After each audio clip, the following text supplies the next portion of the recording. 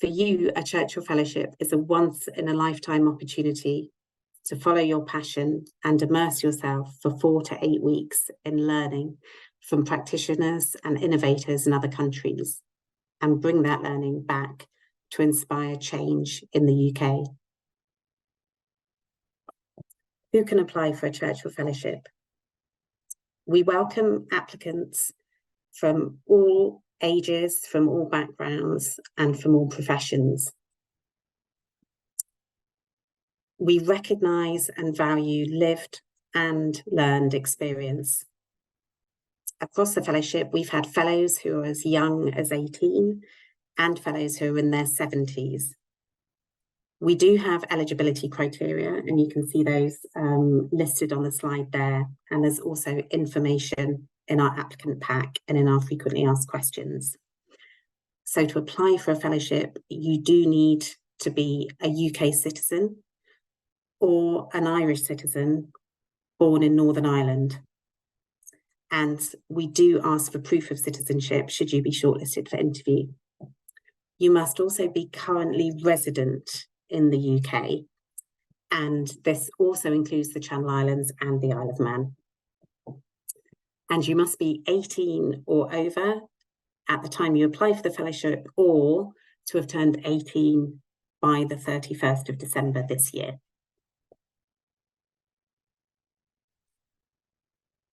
To succeed in your application, you do not need to have any specific qualifications or professional experience, and you don't need to be a leader in your field already.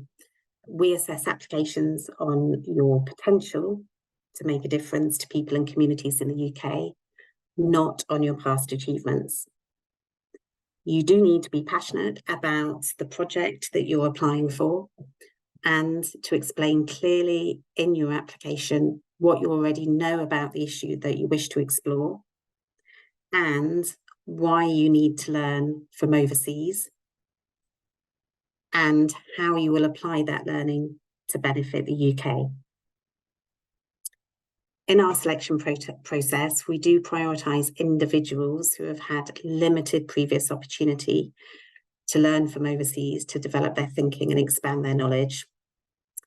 And we prioritise people who are less likely to receive funding from other sources and for whom a fellowship could be transformative. So I'm going to pause there and hand over to Nikesh, who is going to take you through the application process and the support that we have available for applicants and fellows. Thank you, Sarah. Good afternoon. I'm Nikesh Patel, the Fellowship Manager here at the Churchill Fellowship. I'm here to talk to you about the support that we offer during the application stage of the fellowship, as well as throughout the learn phase if you are awarded a fellowship. As you will be aware, the fellowship learning takes place for a period of 4 to 8 weeks, and this will be the second year that we are running a hybrid model of our fellowship programme. This means that applicants can choose between a travel option, an online approach, or a hybrid of both, and is one of the first choices that you will encounter on the application form. Our goal is to offer flexibility for our fellows in how they conduct their fellowship learning.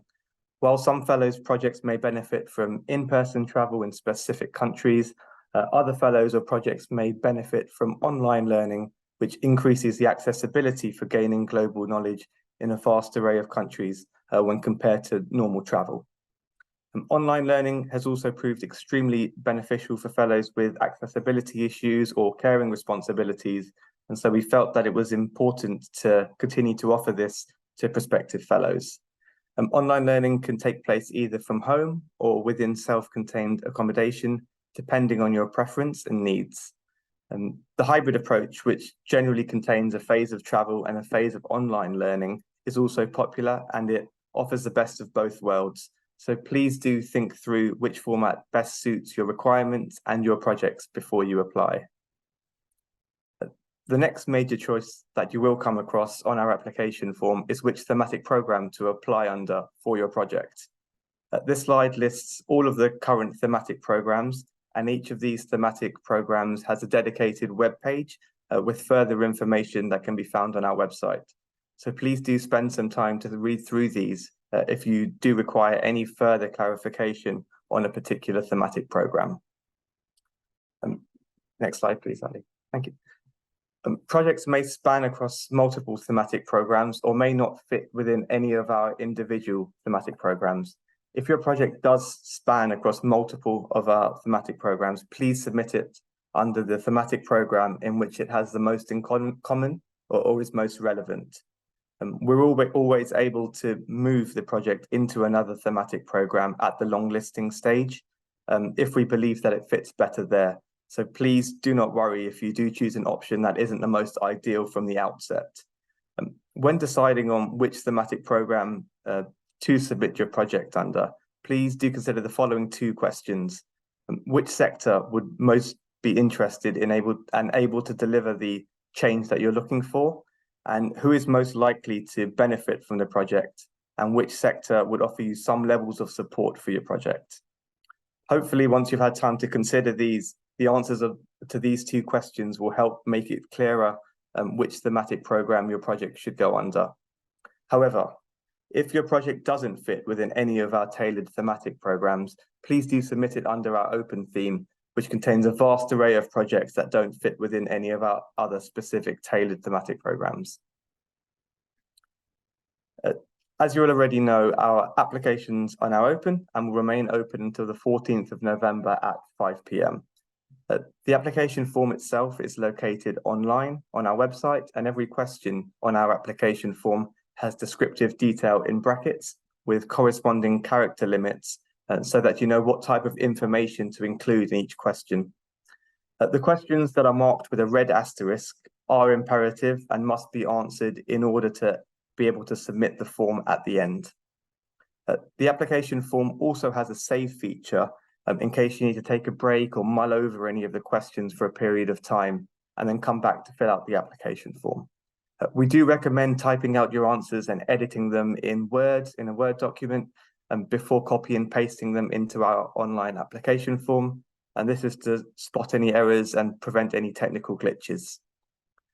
When filling out the continents and countries section of the application form, please do carefully think about which organisations, people and countries will provide the answers to the questions that you are asking in your project. If you do intend to travel as part of a hybrid or an entirely travel fellowship, please ensure that you do not select more than 2 continents to travel to, as the learning garnered for the 4 to 8 week period must be achievable and specific. At the end of the application form, there'll be a review button to look through the answers that you have submitted. Please do click this button and then the following confirm button at the bottom of the page once you are happy with your answers in order to submit your application form to us. You will then receive a confirmation email to confirm the successful submission of your application. We're a very open funder, and so if for any reason you cannot complete the online application form or you have any queries regarding your project, we are more than happy to receive either an email or a phone call with any questions or concerns that you might have, and we will always strive to offer the support necessary to rectify any issues. As Sarah mentioned previously, our website is a fantastic resource for answering any general questions regarding the fellowship programme. Our FAQ section and applicant pack contain a wealth of information for prospective applicants and answer the majority of the questions that we do receive, ranging from application status all the way through to award. So I would highly recommend reading through those 2 resources before you do apply. If you do have any queries that are more nuanced or detailed, we're happy to offer a pre-booked 15-minute call with a member of the programme team in order to try and help you with the issue. And if you require any reasonable adjustments, we will of course be happy to discuss these with you over a pre-booked 30-minute call so that we're able to discuss in detail how best we're able to accommodate yourself and your project. We're also able to offer audio applications as part of a reasonable adjustment or an offline application if necessary. So please do get in touch with us because we are here to help. We understand that every applicant is unique with differing needs in pursuit of a project that you're very passionate about. Our commitment to diversity and equality means that we have fellows from all walks of life spanning from across the United Kingdom. So we highly encourage you to apply if you have a passion project for the betterment of your communities within the UK. If your initial application is successful, you will have a chance to provide more detail about the practicalities of your project in a follow-up shortlist form.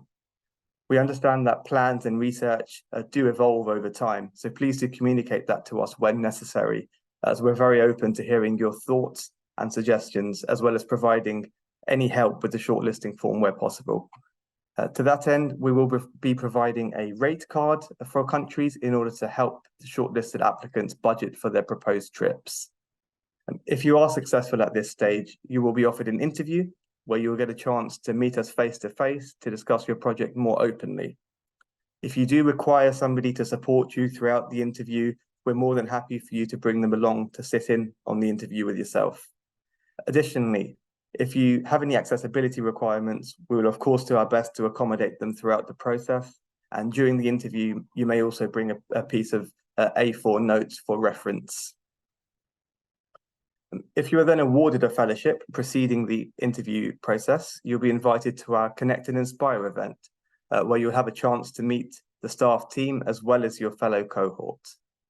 On award, a fellowship handbook will also be provided to you, which is a one-stop shop essentially for all things fellowship, and contains a lot of the information necessary to conduct a successful and fulfilling fellowship. During the learn phase of the fellowship, we provide tailored support with construction of your travel itinerary to ensure that the research trips are both feasible and knowledgeable for yourself.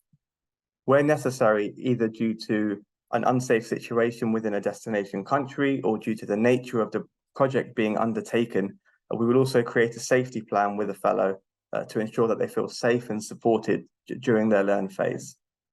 To this end, when booking travel, the Churchill Fellowship has partnered with a travel agent who can provide advice and support with travel bookings to ensure the most cost-effective and eco-friendly modes of travel for all of our fellows. We will also provide travel advice to you for the countries you are visiting so that you feel supported throughout the process.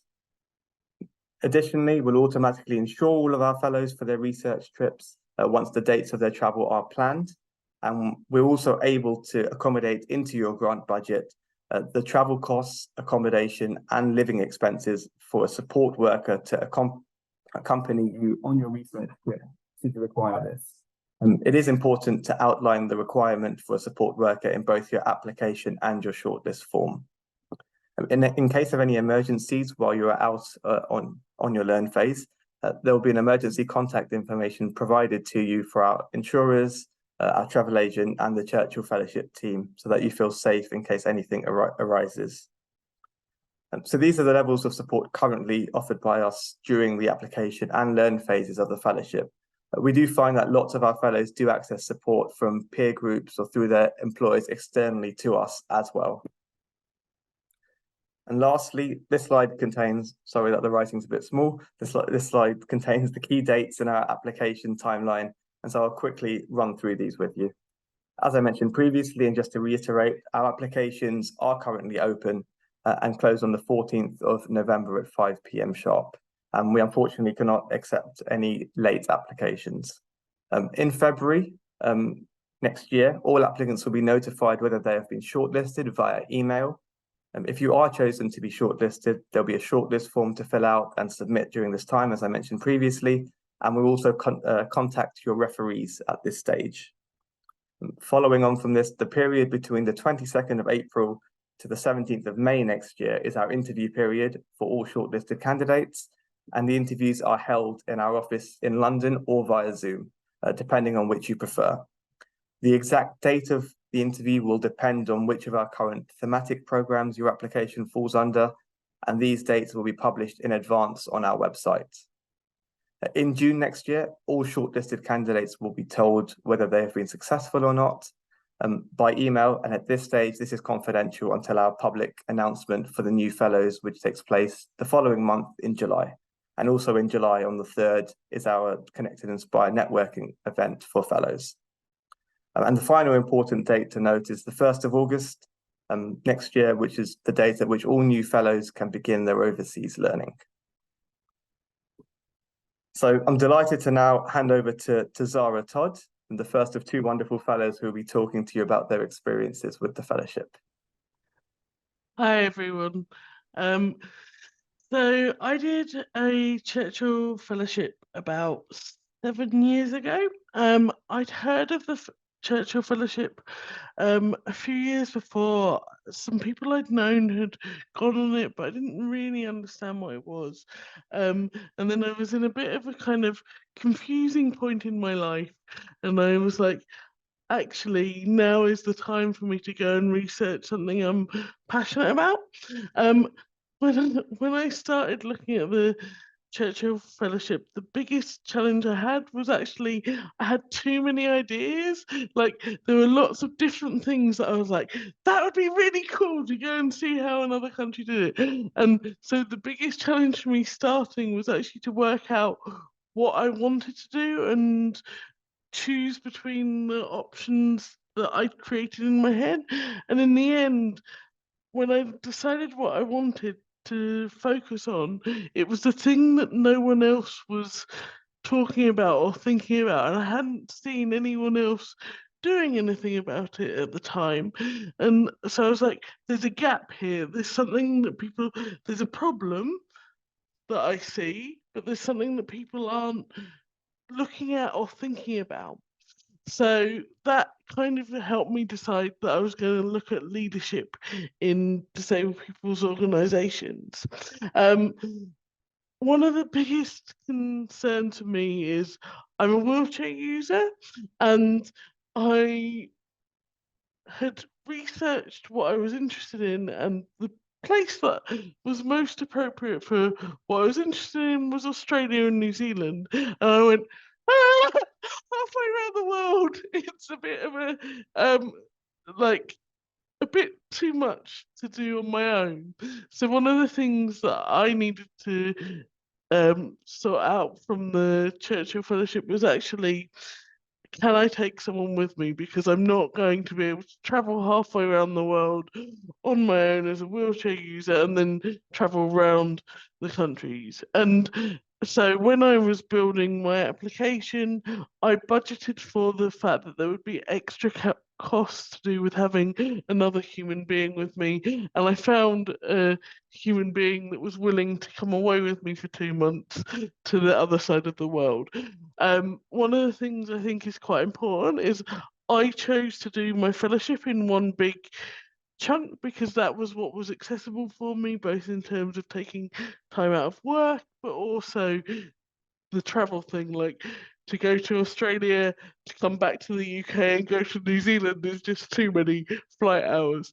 But a lot of people I know actually break down the fellowship into like 2 or 3 weeks travel at a time, so you don't have to do it all at once. And I think that's really important.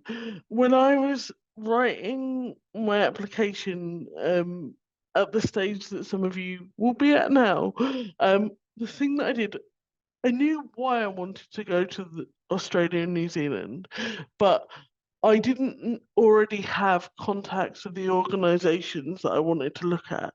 So I contacted them and said I was thinking about applying for a Churchill Fellowship. And basically, if I got one, would they be happy to meet with me or would they be happy to share their experiences? And I got some positive responses and I got ignored by some people. And what that meant was by the time I'd gone through the application process and I wasn't a first choice for the shortlisting, so it was just luck that someone else dropped out of the process that gave me a space in the shortlisting.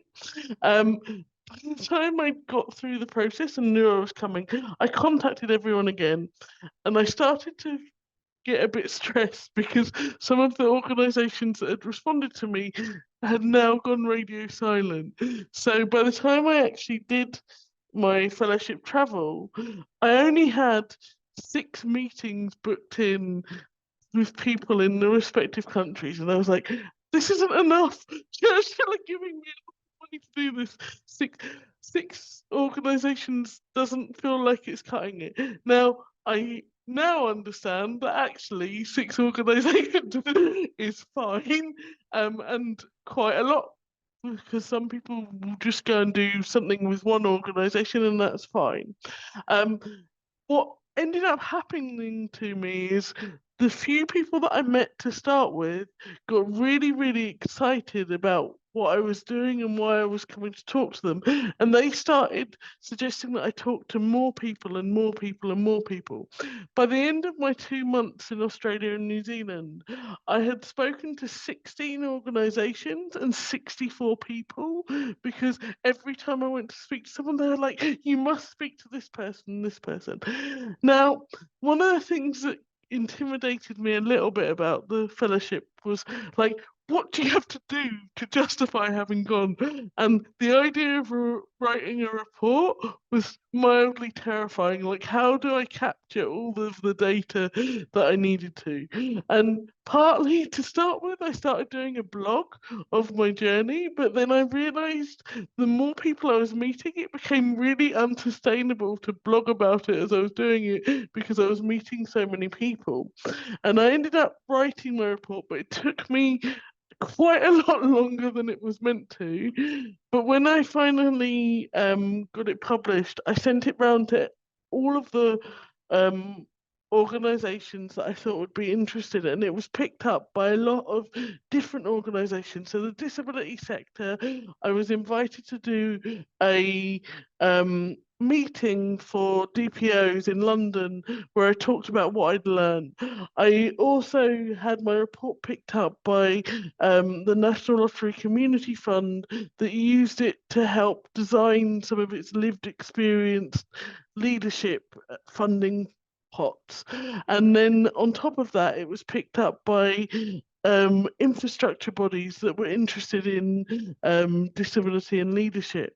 And as a result of my fellowship, now lots and lots and lots of different people are talking about disability leadership, and I've ended up having um, additional opportunities to kind of talk to people and work on disability leadership as a direct result of my fellowship. And actually, as a result of my fellowship, I've left the jobs that I was in, and I'm currently in the process of setting up an organisation to support disabled leaders based on the recommendations from my fellowship report. So for me, it's completely changed kind of both the sectors that I'm involved in, but what I do as a person. One of the things that I forgot to mention, which is really quite important, the report isn't like a research report. You're not writing a PhD. It's got to be something that's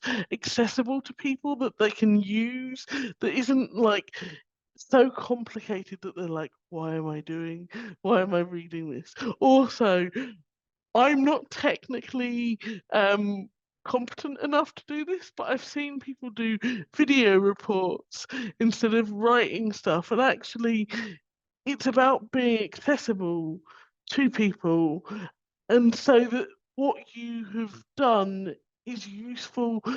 Yes, you can think of a way to use it, but a random person on the internet can Google the subject that you're interested in and find your report and read it and still find it useful or watch it. So for me, that's kind of where my journey went. I don't think I was expecting it at this point in your journeys. To be honest, I didn't necessarily think I would be successful in getting a fellowship, and I consider myself very lucky to have got one. I think it's the really important thing is to know why you want to do it and where you want to go, to think about what you're trying to change or move or understand. Because if you know that, it's a much easier sell to the Churchill Fellowship in terms of them giving you the money, but also it helps you make the most of it when you come back, because you go into like another country and you're in this space or place for like 2 months, and then you come back and it can feel like, what do I do with this? But if you have a solid idea of what you're trying to do, it becomes a lot easier to like implement it when you're back. And some people implement it in a big way. Possibly I fall into that category. Other people, they find something really useful and kind of reinsert it into how they do something. So some people, it can be the thing that transforms where they're going and what they're doing, and other people it's enhancing what they're already doing. I'm going to hand over to Arfah and let you hear from someone else. Thank you so much for that, Zara. Just loved hearing kind of your passion and experiences. I can really relate actually to a lot of what you were saying. Right, let me just get set up. Right. Okay. So my experiences. Yeah, so I guess applying for your fellowship. So yeah, as mentioned, my fellowship was really focused around kind of activating and empowering Muslim women in tech, and it just came from my own experiences of kind of navigating the tech scene. So going back to the point of actually things to consider when applying, pick a topic that interests you and that you really care about. As Zara mentioned, there's a lot. Anytime I speak to actually people that are potentially looking to apply, they're like, oh, I'm really interested in this topic, but I'm also really interested in this one. And it can be really hard to kind of narrow it down. And the thing that I would actually say is obviously one that's like right at the top in terms of stuff that you really care about, but two, actually where you think you can also learn a lot. So if there is like a best practice in a different country that you think, you know what, if I learned from there, that would have like the greatest impact. But the third thing I would say is why you. And I think this is really important. As mentioned earlier, you don't need to be the expert already in this field, right? That's not the aim of the fellowship. But ultimately, you do also need to be the best person for it, because there could be two of you that are interested in the same topic, but why should one trump the other? And a few of the things that kind of come into that, obviously passion, but you might already be doing something on that space, something a bit low-key. So in my case, I was already running a Muslim in tech community here in the UK that I started in 2016, and I applied for the fellowship in 2017.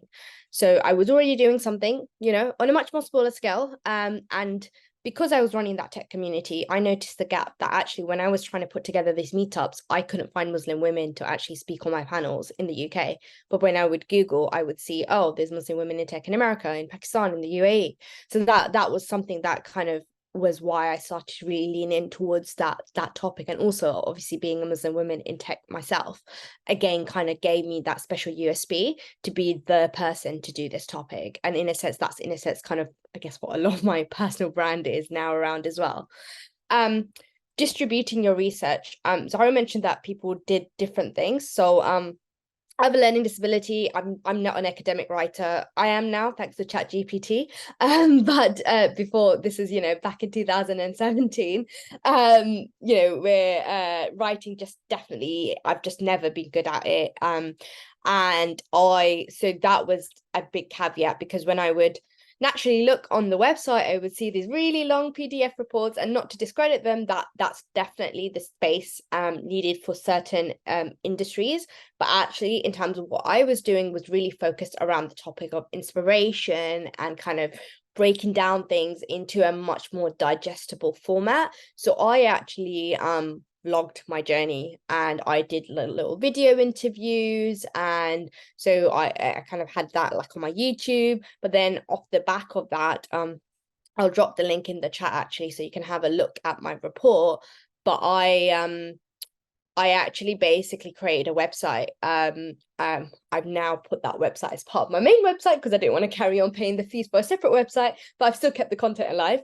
And on that website, I basically broke it down into countries, and then I broke it down into the different organizations I visited, and kind of what I learned, and then in summary format in terms of best practices and stuff. And again, I think that also that's also a key thing, I would say, with the application process, because they're really looking at not just you going away and having a good time, it's actually coming back, how are you going to actually share that knowledge? So actually, the more interesting you could be about it, or the more specific related to your kind of sector, the more kind of interest. And it's really funny because obviously I now look back this was 2017, and I'm like, wow, if I was doing it now, I would have a whole TikTok on this. Like that would have been the thing. Like if I was doing my fellowship this year, it would all be TikTok. In hindsight, I kind of wish I did a podcast back then, because actually doing long form video content, you know, it ended up being a lot of work, and then trying to edit it and stuff like that. So now I look back on it, I'm like, oh, do you know what? Some of that stuff would have been way better as audio content. So there's things that you learn. So really just think about kind of that side of things. So yeah, as mentioned, I was only 25. I feel really old now because I'm like 32 now. But when I look back on that, for me, like, yeah, so I was 25 when I applied, and I was 26 when I did that fellowship. And to some people that might be like, okay, yeah, but you're pretty much like an adult. Like in my case, I openly talk about it. I come from a South Asian Pakistani background, you know, live with my parents, kind of, you know, have the comforts in life in that sense at that point. So actually for me, this was kind of quite big steps in terms of independence and that side of things. So for me, like, you know, it was the right time. I was at this point where I was working in a startup, and I was outgrowing my role, because as a generalist, you outgrow it, you hire experts, and I was trying to figure out like my next career move.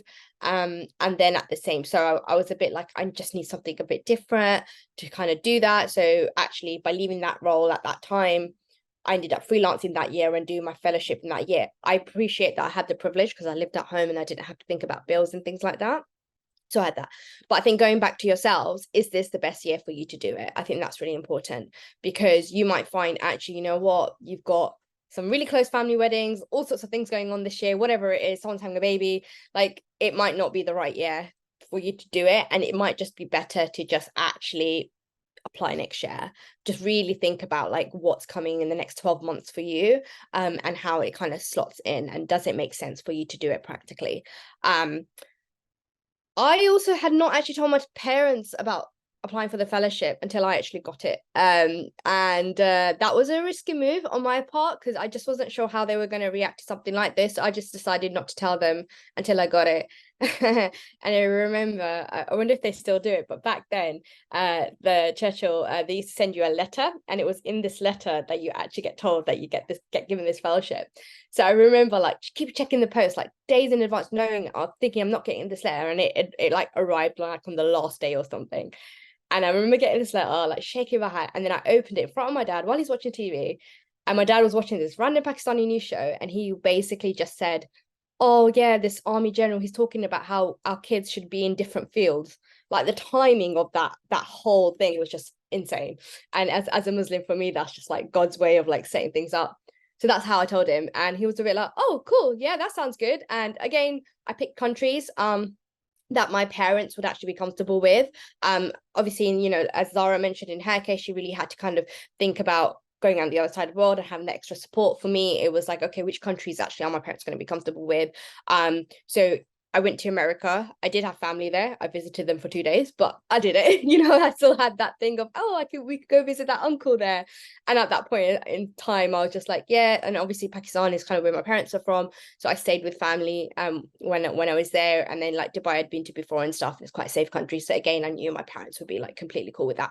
And I think that's important as well. I think you can obviously push yourselves if you want to, but also it's okay to just actually pick countries that, one, that obviously do have the right research for you, but two, actually that is also comfortable for you. You don't have to completely push yourself out of your comfort zone if you're not going to feel safe and comfortable to do it.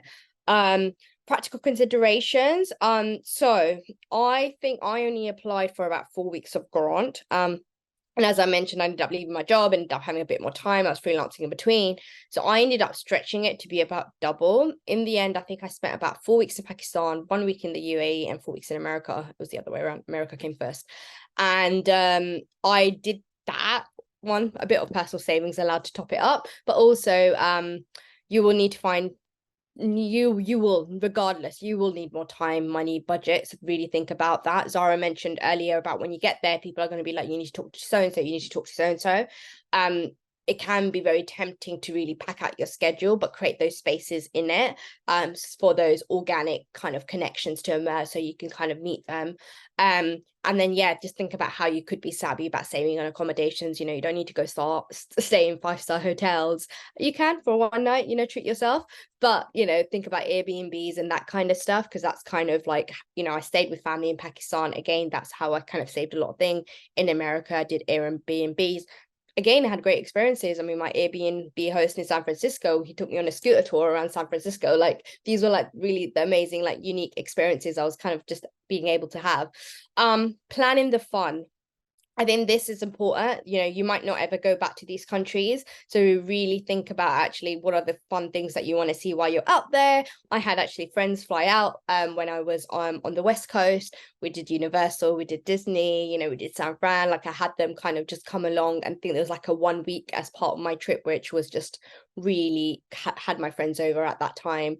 But even when I was doing my fellowship, like in New York and stuff, I would plan if my meeting's in a specific area, I'd make sure then I could also do the sightseeing as part of it, or whatever it is. So really put that stuff in, because I think, that stuff is really important. It really enriches you. And think about how it fit into work. Are you taking annual leave, unpaid leave? Can you ask to take a sabbatical, especially if it adds value to your employer? Again, this really depends on your topic. Some of you might be, self-employed, you can do what you want. Other people might be like, oh, but I have a proper job, how am I going to do this?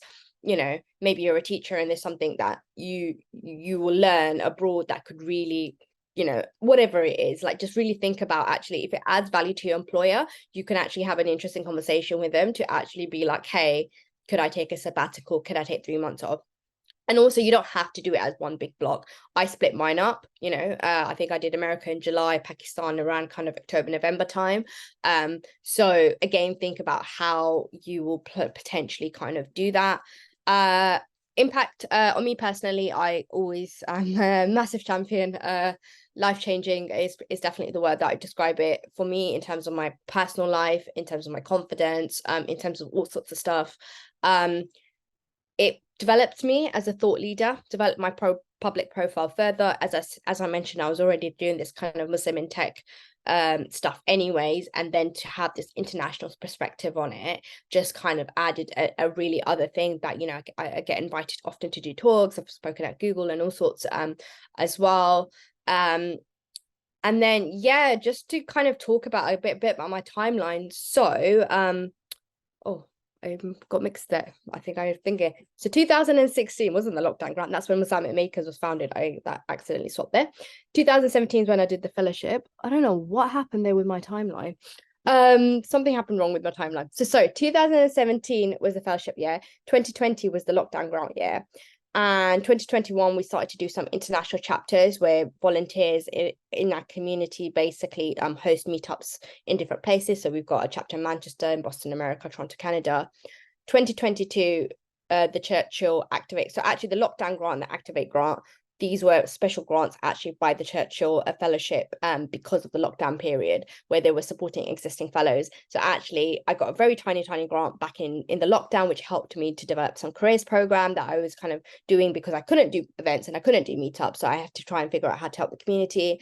And then the Activate grant was a much more bigger chunk, which again kind of helped me to kind of really build my organization further, to the point where actually now this year we actually did a massive Muslim Tech Festival here in the UK at the Royal Institution Fund. So like for me, like personally, like I said, there've been different touch points. Like even though I did this fellowship like back in 2017, like, you really do become part of that community, and you do kind of stay in touch with that kind of wider network.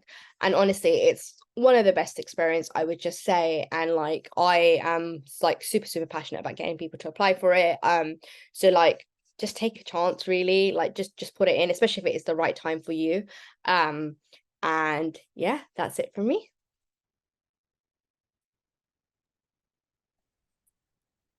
Thank you so much, Arfah, and thank you very much to Zara as well. Your insights are absolutely brilliant, and I particularly liked, Arfah, your description of receiving the letter.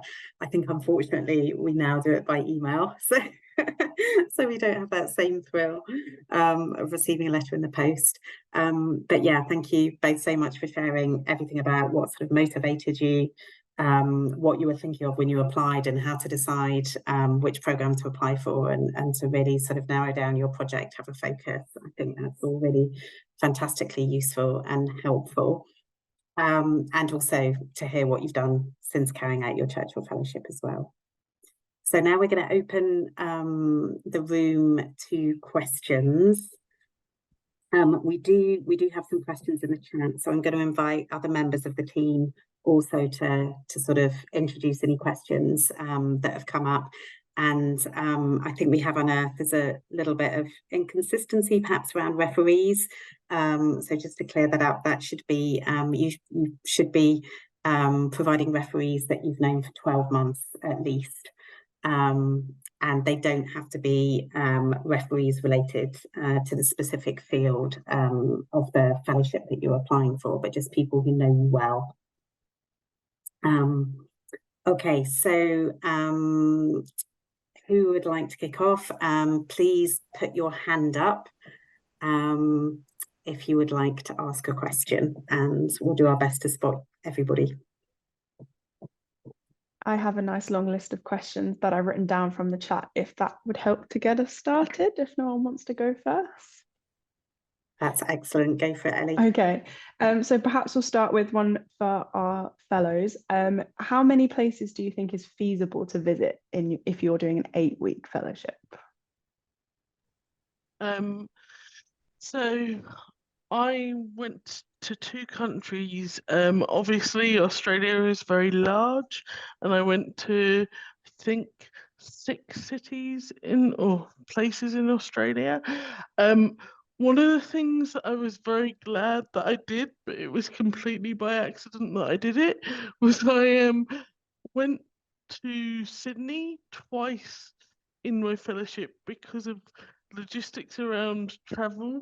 And actually it turned out to be a really good thing, because when I arrived in Sydney, a lot of the people that I contacted in advance were like, tell us when you're here and then we'll arrange a meeting.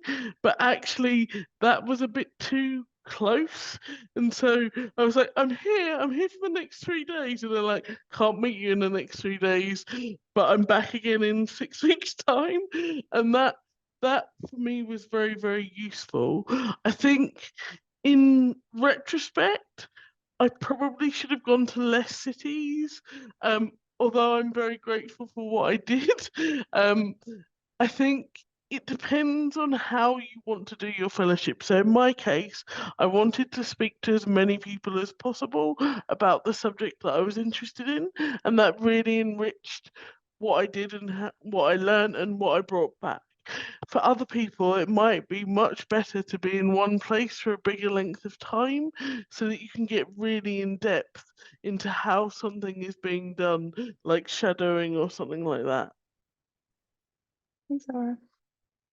Arfah, yeah, sorry. Yeah, I just think I think just to add to that as well, yeah, it really does depend on exactly kind of what Zara says. Like in mine, I remember there was one organization in Oakland in California where I shadowed them for 2 days, and it worked with like ethnic minority youth people, so there was still like that kind of perspective. So I think you can also break it up as well. Like some people might, like for some people, for example, I just met them, interviewed them, it was all about their stories.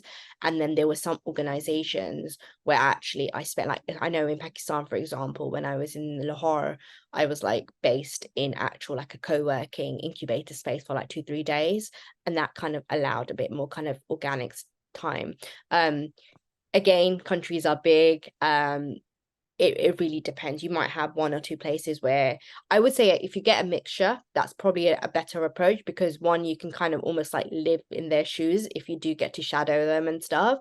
But then also if you do just want to like travel all around like I did, then, you know, try and meet as many people and try and fit in things is definitely. Oh, and one last thing actually I remembered is depending on your country, some people have, so this was a cultural thing that I found, right? as a British person, it was very like, hey, can I get a time in the diary? Can I get a date in the diary? Etc. etc. Great for like actually when I was meeting like Muslim Americans, fine, like dates, everything was in advance. But with Pakistan, everybody was like, yeah, just let us know when you're here, or let us know when, and that's just a cultural thing. So that's just definitely something to be like aware of, that I found that there was certain, like in Pakistan, I couldn't be as thingy. I knew that roughly I was going to be in this co-working space, but I had no idea who I was going to meet, who I was going to be introduced to, etc. And I just kind of had to roll with it. And that's just kind of one of the things. Thank you. Nikesh and Sarah, one for you. How can we support in choosing where projects to visit and places to go and people to learn from?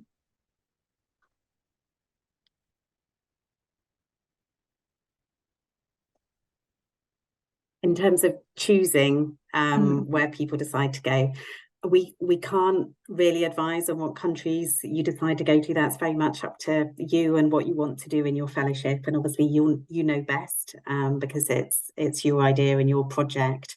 We can sort of provide practical advice when you're planning your itinerary. And Nikesh, actually, do you want to add a little bit more about how that works once someone's been awarded a fellowship and they're planning how to go about travelling?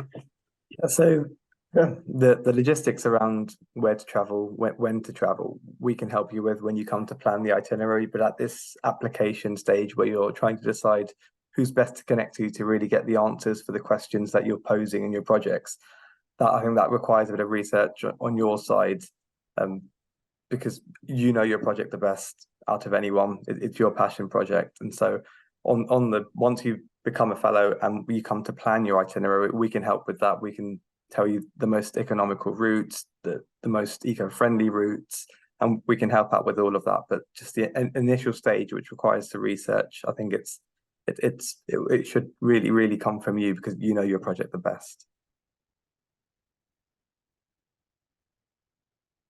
Okay, I have more questions on places to visit. Does it help to apply to locations that have been visited less often? Does it help to apply for fewer locations? So for the first one, in terms of how we assess your application, we don't assess based on travelling to less frequently visited locations. It's about you explaining why you need to be learning from the countries and the places that you're going to, and what's the relevance of what's going on in those countries and cities, or rural places, wherever you're going. What's the relevance to the research that you're doing, the learning that you want to do? Why is it that learning from that particular place will help you identify how to change something in the UK? And sorry, I've forgotten now the second bit of the question, Ellie. Does it help to apply to visit fewer locations? It doesn't help in terms of how we assess the application, but we would say it would be, we do say limit your travel to 2 continents, just in terms of thinking about what you can realistically achieve in 4 to 8 weeks. So, we would look to see, look at your project in terms of how realistic it looked, in terms of what you wanted to achieve, the number of people that you wanted to visit and talk to. And we are also mindful of the environmental impact of travel. So we do ask in the shortlist form, have you considered different forms of transport? And again, if you were traveling to multiple continents or countries, then obviously that would be a considerable carbon footprint. Nikesh, do you want to add anything to that? No, I think your answer was pretty spot on. Okay. I think sorry, Ellie, I just noticed there's a few people with hands up. I think Marcel, I noticed you had a hand up. Do you want to jump in? Yes, thank you. The question was about language barriers. How do fellows manage language barriers as they travel? I can take that one. We provide outside of the grant, we can provide interpreters and translation costs for you on a case-by-case basis. So depending on the country you're going to and what you'll actually need, we'll review that and add it to your budget on a case-by-case basis. Fantastic. Thank you very much.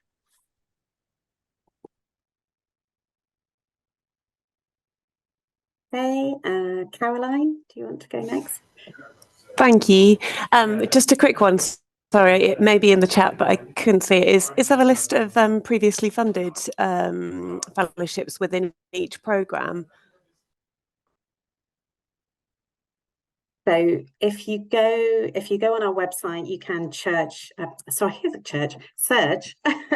for previous Churchill Fellows, and you can do that by theme, universal theme, if I'm right. Nikesh is nodding.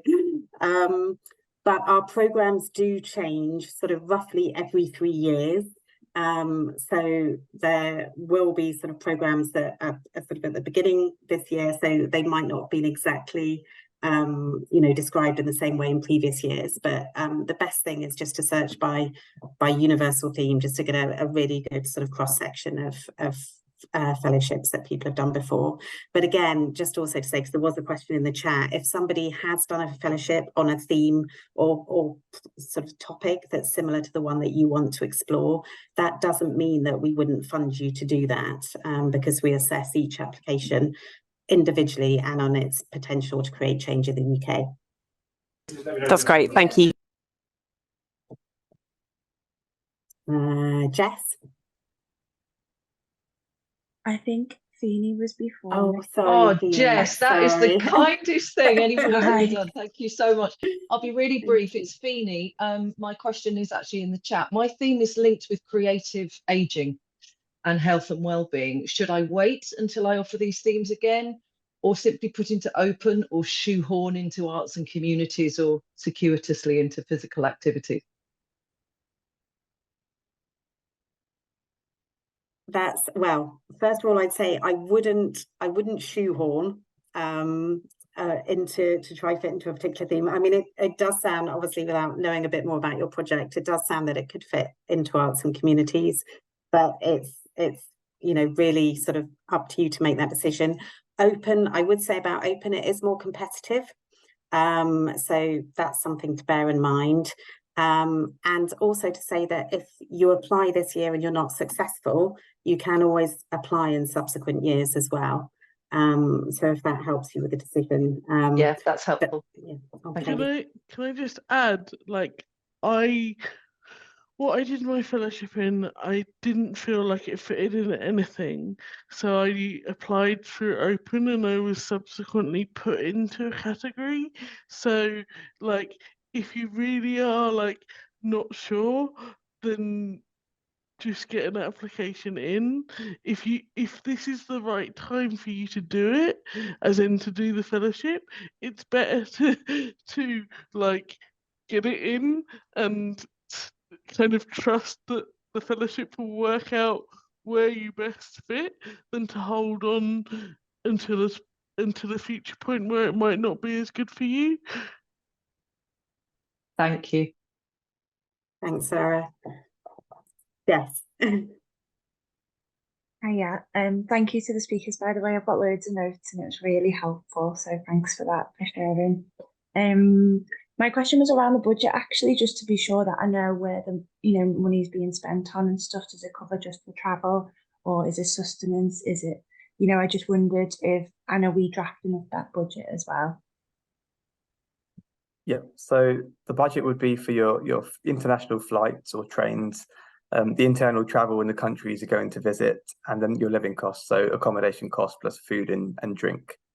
Anything else, and if you were doing or want to do an online phase, we would pay for that too. So that's where the budget would go, and anything on top of it for visas, translators, etc., would be external to that initial budget. That's really helpful. Thank you. Someone asked in the chat what our budget was, and I got 10,000 from the fellowship to do my initial travelling. it's worth bearing in mind that that was to cover the cost of 2 people, because I had to have someone travelling with me. Also, because I'm a wheelchair user, staying in people's houses and Airbnb wasn't really an option for me, which put up some of the costs.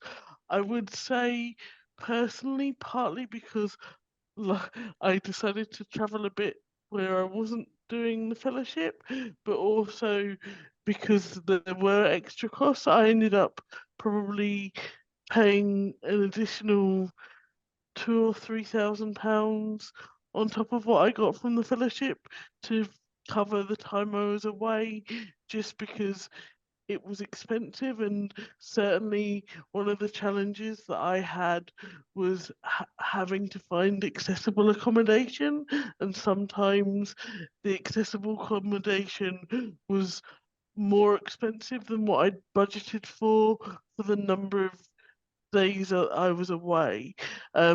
So yeah, but that was for me. I'm sure Thank others you, have to. Zara. Yeah, just to add, I tried to find I found a random budget spreadsheet on my Google Docs. It was under 7,000. I can't remember how much actually was from the fellows, the fellowship, and how much was, but I definitely think I put 2K or something on top, just in terms of all the extra things I decided to do as well. So yeah.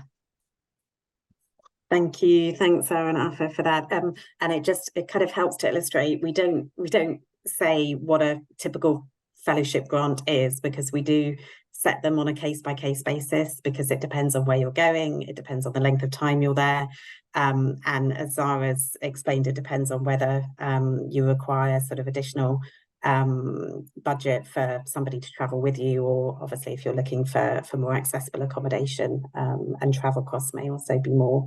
So yeah, it really is on a case-by-case basis. One Now, thing that I just thought of that I found very useful, and I wish I'd thought about it before I started budgeting, actually things like apartment hotels are really, really useful, because when you start having to cover costs of meals, to start with, like for a week or 2 away, it's exciting to go to a restaurant or eat out, but by the time you've been away for like 2 months, you're like, please, can I just cook for myself? And the other thing that was really useful about apartment hotels was that there were things like washing machines, and that was like, yay, I won the lottery. yeah, no, very good practical tips there, Zara. Thank you. I'm mindful of time. It's 1 o'clock, so we're going to have to draw the session to a close. And I'm really sorry, because I can see a lot of people still have their hands raised. So just to reassure you, you can email your questions to applications@churchillfellowship.org. And that email address is on our website. It's on the Become a Fellow page. And also there's a phone number as well. You can call the office. And we will do our best to answer your questions on the spot, but we can also book in a longer slot for you to talk to one of the programs team. So a 15-minute slot if it's just a more sort of general inquiry. If you want to talk about reasonable adjustments, then we can book you in for a half-hour call. So please do make use of that. And as we said earlier, all our information is on the website. Frequently asked questions, look at the applicant pack. And of course, do reach out to existing Churchill Fellows if you know any, because they are the best people to tell you about the experience, as we've heard from Zara and Arfah. So, and yeah, just before we go, so just to say huge thanks to you, Zara and Arfah, for joining us. Thank you to the team for putting on the webinar, and thank you all for your interest. We have a survey, a very quick survey, just 6 questions, which Margaret is going to post in the chat now. If you'd be happy just to click on that and just answer those questions, just to help us improve this webinar for future years, we'd really appreciate it. Okay. So thank you very much to everybody, and good luck with your applications.